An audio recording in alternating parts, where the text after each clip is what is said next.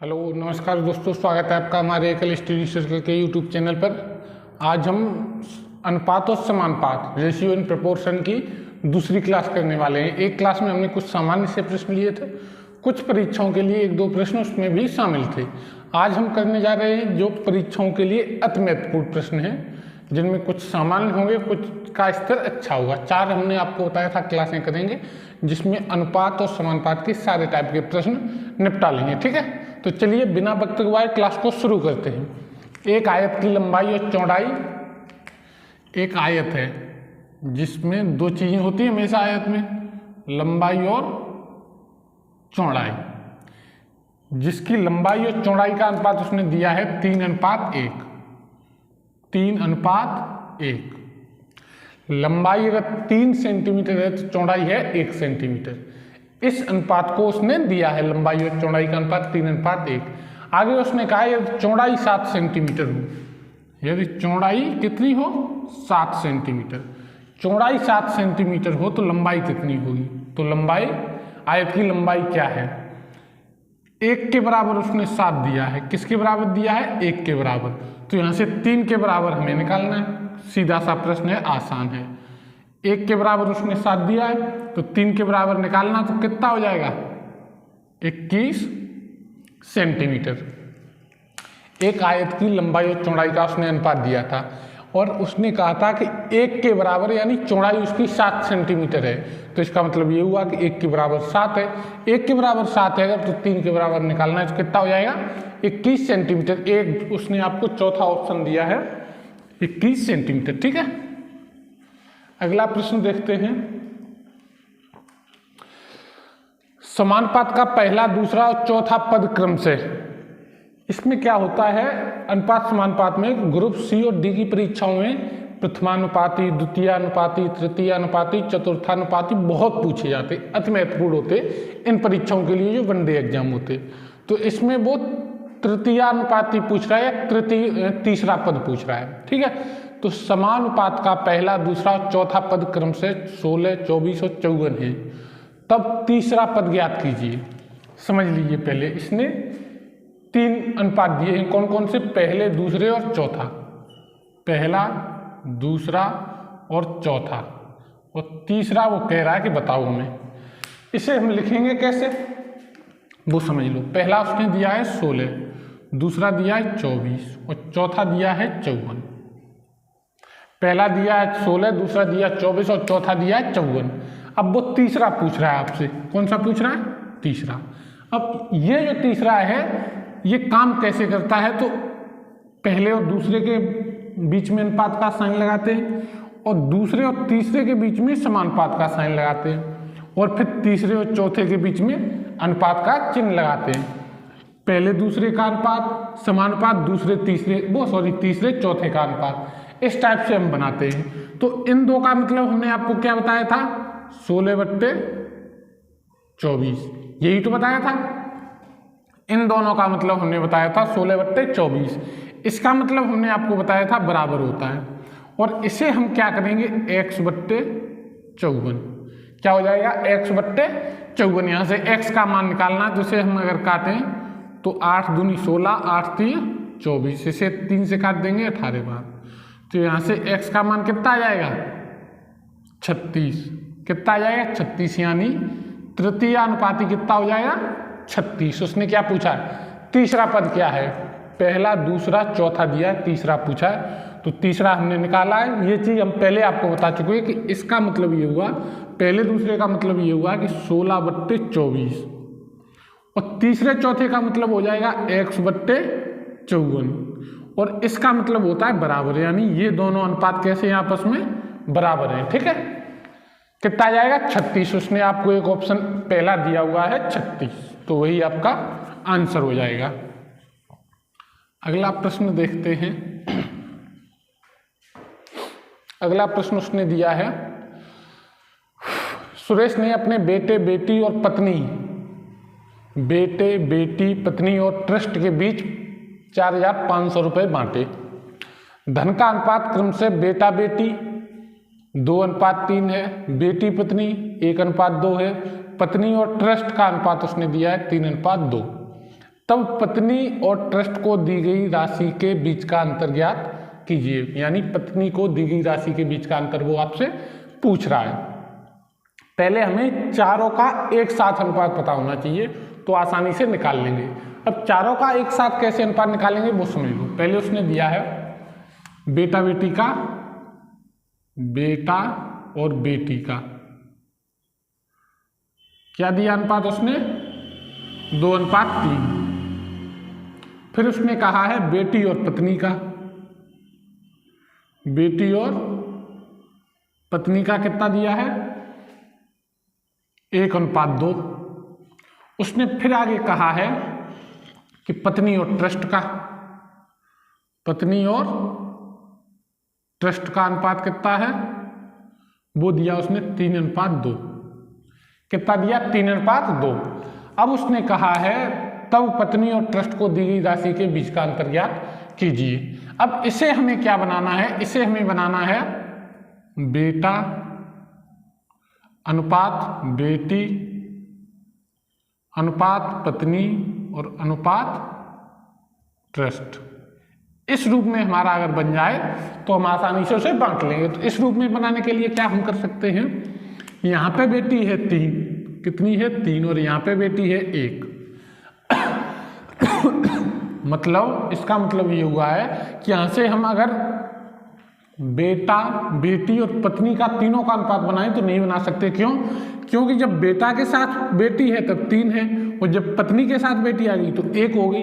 तो इनके आंकड़े जो है डिफरेंस है, पत्नी के साथ दूसरा है और बेटा के साथ दूसरा है। अगर सेम होता, अगर बेटी भी यहाँ 3 होती और यहाँ पे भी बेटी 3 होती तो फिर इनका अनुपात बन जाता 2 3 2।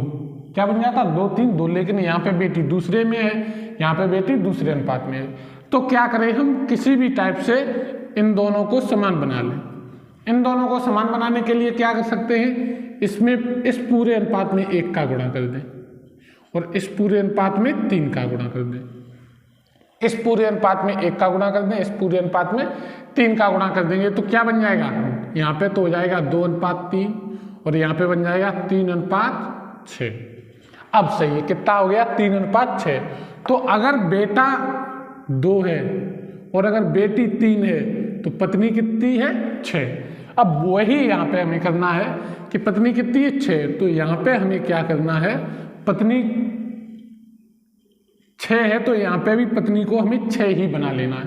पत्नी को 6 बना लेंगे तो ट्रस्ट की हमें मान पता चल जाएगा। पत्नी को 6 बनाने के लिए यहाँ पे क्या करेंगे, 2 से गुणा कर देंगे तो यहाँ हो जाएगा 6:4। क्या हो जाएगा 6:4। अब यहाँ से हमारा बन सकता है कि बेटा का कितना है 2, बेटी का कितना है 3, पत्नी का कितना है 6 और ट्रस्ट का कितना है 4। कोई धनराशि है जिसमें बेटा का हिस्सा दूसरा है, बेटी का तीसरा, पत्नी का 6वां और ट्रस्ट का 4था हिस्सा है। मतलब ये, इसका मतलब ये हुआ है 6 4 10, 10 5 15। अगर 15 रुपए हैं टोटल धनराशि के रूप में 15 रुपए हैं तो 2 रुपए बेटा को मिलेंगे, 3 रुपए बेटी को, 6 रुपए पत्नी को और 4 रुपए किसे मिलेंगे, ट्रस्ट को। इसका मतलब ये हुआ है। तो अब बांट देंगे यहाँ से इसी अनुपात में। कितनी धनराशि उसने दी है, उसने धनराशि दी है 4500 बट्टे 15। 15 के बराबर उसने 4500 दी। पूछा किसका उसने, ट्रस्ट और पत्नी के बीच का अंतर, यानी ट्रस्ट और पत्नी के बीच का अंतर उसने पूछा। कितना अनुपात में कितना बन रहा है ट्रस्ट और पत्नी के बीच में 2 का, तो 2 का गुणा कर देंगे तो ये हो जाएगा 15 3 45 यानी 600 रुपये। कितना हो जाएगा 600 रुपये पत्नी और ट्रस्ट के बीच में अनुपात का अंतर होगा। अनुपात बनाने के लिए पहला तरीका तो ये हो सकता है, क्या करते हैं कि बेटी को हमने दोनों जगह समान बना लिया, यहाँ पे भी 3 यहाँ पे भी 3। फिर पत्नी को हमने समान बना लिया, यहाँ पे 6 तो यहाँ पे भी 6। बस ये समान बनाने के बाद हमारा अनुपात बन गया, बेटा का 2, बेटी का 3, पत्नी का 6 और ट्रस्ट का 4। ठीक है, एक तो तरीका ये हो सकता है अनुपात बनाने का। अनुपात बनाने के लिए दूसरा तरीका क्या हो सकता है वो भी एक बार आप देख लीजिए। ठीक है,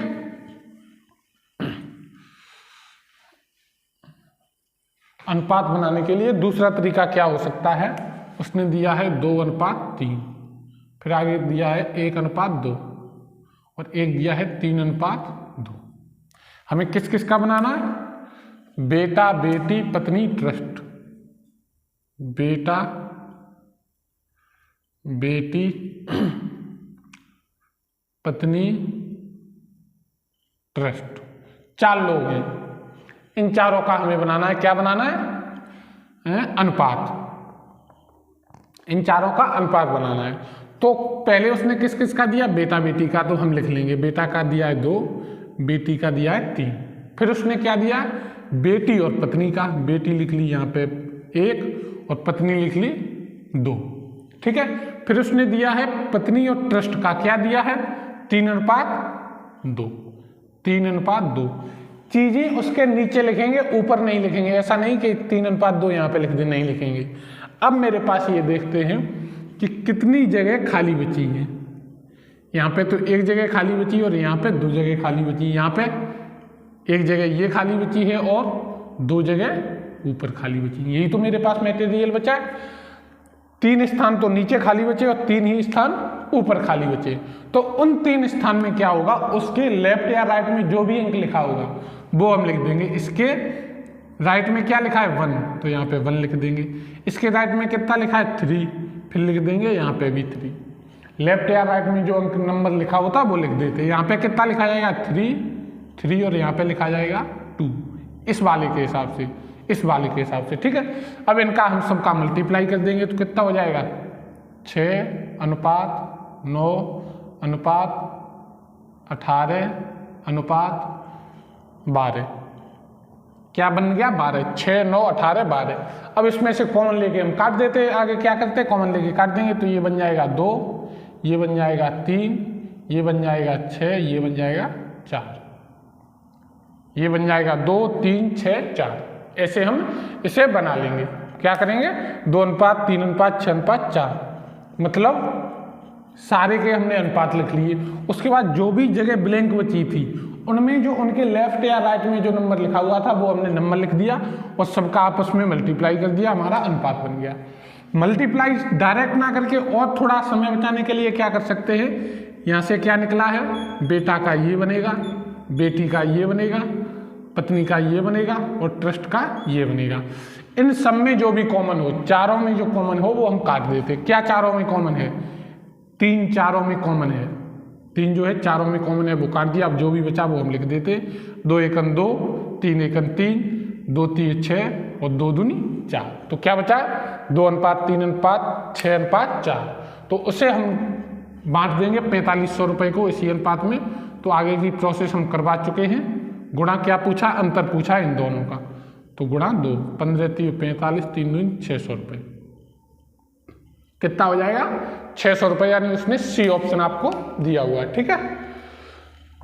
चलिए अगला प्रश्न देखिए। इस टाइप के प्रश्न और करवाएंगे तब बहुत अच्छे से समझ में आ जाएगा, ठीक है।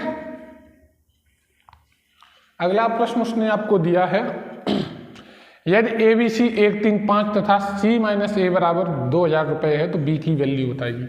उसने ABC की अनुपात दे रखा है। ABC क्या दिया? 1:3:5 और उसने कहा है C - A बराबर 2000 है, यानी C - A बराबर 2000। 5 में से 1 गया, कितना बचा? 4। 5 में से 1 गया, 4 बचा। 4 बराबर उसने दिया है 2000। 4 बराबर कितना दिया? 2000। तो 1 बराबर यहाँ से कितना निकल आएगा? 500 रुपये। क्या निकल आएगा? 500। कितना निकलेगा? 500। उसने पूछा B की वैल्यू, B की, तो 1 बराबर 500 है तो 3 बराबर कितना हो जाएगा? 1500। कितना हो जाएगा? 1500। उसने C - A बराबर 2000 दिया है तो C - A किया तो 4 बराबर उसने 2000 दिया, 1 बराबर 500, तो 3 बराबर उसने पूछा तो कितना हो जाएगा? 1500। इस अनुपात का मतलब ये होता है हमेशा कि जैसे 1 3 4 4 5 9, टोटल 9 रुपये हैं या 9 वस्तुएं हैं या 9 जो भी मात्रक हैं, उसमें से 1 मिलेगा A को, 3 मिलेगा B को, C को मिलेगा 5। अगर टोटल 9 है, उसी हिसाब से अगर टोटल यहाँ पे 9 दूनी 18 हो जाते, अगर 18 हो जाते तो क्या होता? इसे मिलता कितना?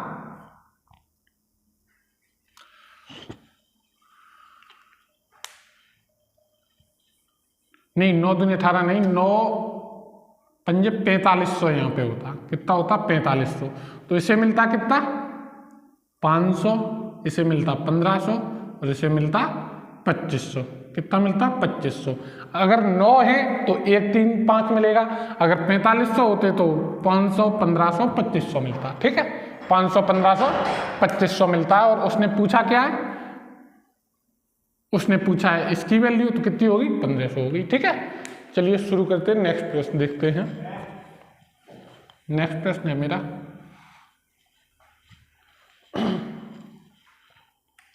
ए और बी की आय का अनुपात 5:4 है और उनके खर्च का अनुपात 3:4:3 है। ए की आय ज्ञात करें यदि प्रत्येक 1000 रुपये बचाता है। प्रत्येक व्यक्ति ए और बी जो है वो 1000 रुपये बचाते हैं। उसने अनुपात ए और बी का दिया है, क्या दिया है 5 और 4। क्या दिया 5 और 4। अगर इसे 5x माने तो इसे 4x मान लेते हैं, इसे 5x माने और तो इसे 4x मान लेते हैं। और खर्च का अनुपात दिया है 4:3, इसे अगर 4/2 मान ले तो ये 3/2 हो जाएगा। उसने कहा है कि इन दोनों के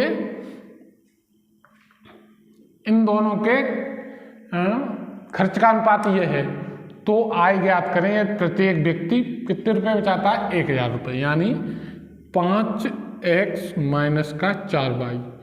टोटल आय इतनी है, खर्चा इतना है, तो बचत यहाँ से हमें मिल जाएगी। बचत उसने दी है 1000। ऐसे यहाँ पे 4x माइनस के 3/2 बराबर यहाँ से 1000 मिल जाएगा। यहाँ से हम क्या करेंगे, इसे कैलकुलेट करेंगे तो इसमें 3 का गुणा कर दे रहे, इसमें 4 का गुणा कर दे रहे, तो ये हो जाएगा 15x, ये हो जाएगा माइनस के 12/2, इधर हो जाएगा 16x, इधर हो जाएगा माइनस के 12/2। और इसे हो जाए इधर तो कितना रहेगा, इसके बराबर हो जाएगा 3000 और इसके बराबर हो जाएगा कितना हो जाएगा 4000। क्या हो जाएगा 4000। घटा देते हैं तो ये साइन सारे चेंज हो जाएंगे, तो इधर बचेगा माइनस का x बराबर ये कट जाएंगे माइनस का 1000। क्या बचेगा 1000, तो x बराबर कितना आ जाएगा 1000 रुपये। कितना आ जाएगा 1000 रुपये। x बराबर 1000 हो गए, तो एक ही आएगा पूछ रहा है। x बराबर 1000 है तो 5x बराबर कितना हो जाएगा 5000। कितना हो जाएगा 5000 रुपये। तो वही आपको उसने एक बी ऑप्शन दिया है, कितना हो जाएगा 5000 रुपये। लेकिन यहाँ पे एक चीज और कर सकते थे, क्या कर सकते थे वो समझ लीजिए। देखो 5 में से 4 उसके पास बच रहे हैं, 4 में से 3 उसके पास, यानी आय और खर्च है, आय और खर्च में जो अंतर है वो दोनों का समान है। आय और खर्च में जो अंतर है वो दोनों का समान है। कितना है 1 है। तो यहाँ से हम एक चीज ज्ञात कर सकते हैं कि 1 बराबर उसने 1000 दिया है, तो 5 बराबर कितना हो जाएगा। देखो गौर से समझना, उसने आय का अनुपात दिया था 5:4 और खर्च दिया है 4:3, यानी वो 5 से 4 खर्च कर रहा है, दूसरा वाला 4 से 3 खर्च कर रहा है, तो दोनों के पास 1 बच रहा है। जबकि मूलधन भी समान दोनों के पास बच रहा है, इसका मतलब 1 के बराबर 1000 दिया है, तो उसने एक ही आय पूछी, एक ही आय का अनुपात 5 से है, तो 1 बराबर 1000 है, तो 5 बराबर कितना हो जाएगा 5000। कितना हो जाएगा 5000। ठीक है, अगला प्रश्न देखते हैं। ABC की कुल आय 6,06,000 रुपये है।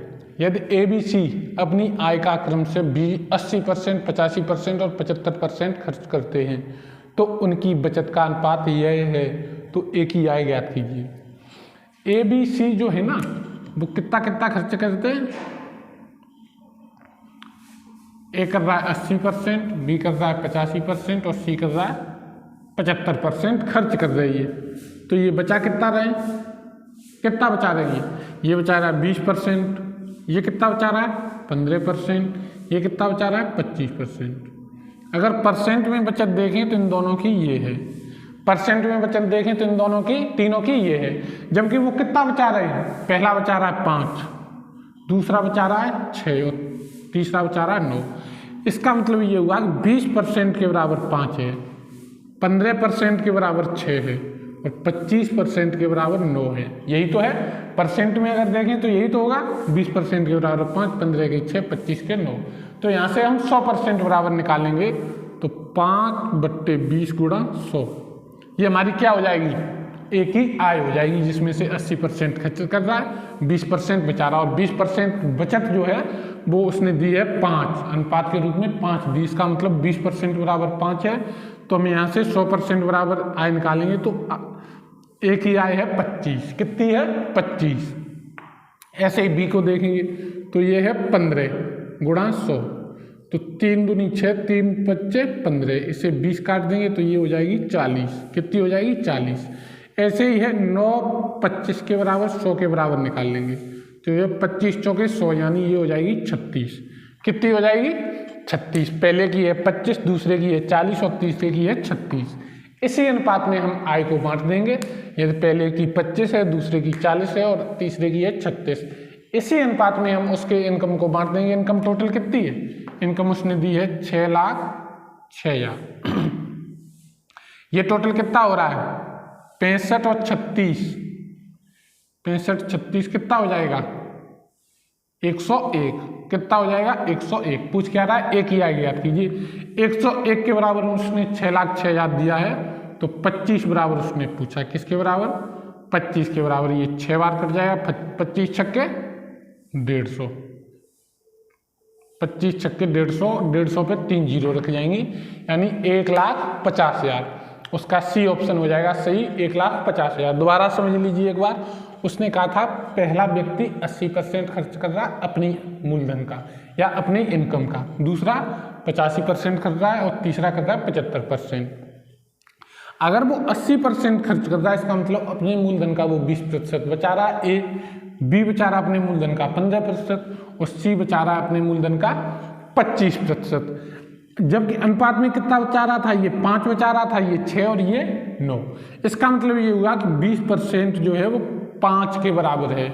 यहाँ पे 15% जो है वो 6 के बराबर है और यहाँ पे 25% जो है वो है किसके बराबर? 9 के बराबर। तो 20% 5 के बराबर है तो 100% कितने के बराबर हो जाएगी? 25 के। अगर 6 जो है 15% के बराबर है तो 100% 40 हो जाएगा। अगर 9 जो है 25% के बराबर है तो 100% कितना हो जाएगा? 36। इसी अनुपात में उसने तीनों का इनकम का योग दिया था 6,06,000। इसी अनुपात में 6,06,000 को हमने बांट दिया तो हो गया 1,50,000। किसका हो गया? ये ए का उसने पूछा था तो ए का हो गया 1,50,000। ठीक है, आज के लिए हमारे 6 प्रश्न हो गए। आज के लिए इतना ही रखते। इसके आगे हम कल क्लास जो लेके आएंगे उसमें एकदम बिंदास टाइप के प्रश्न होंगे, अनुपात और समानुपात के। ठीक है, तो आज के लिए इतना ही रखते। अगर आपको हमारा वीडियो कंटेंट मेहनत पसंद आ रही तो इसे लाइक करिए, अपने मित्रों तक शेयर करिए। चैनल पर नए आए हो किसी तरह चैनल को सब्सक्राइब कर लीजिए, बेल आइकन दबा लीजिए ताकि आप तक हमारा नोटिफिकेशन समय से पहुंचता रहे। और अगर किसी प्रश्न में कोई भी डाउट है तो आप हमारे टेलीग्राम चैनल से जुड़ जाइए, उसका लिंक हमने डिस्क्रिप्शन बॉक्स में दे रखा है। ठीक है, धन्यवाद, जय हिंद।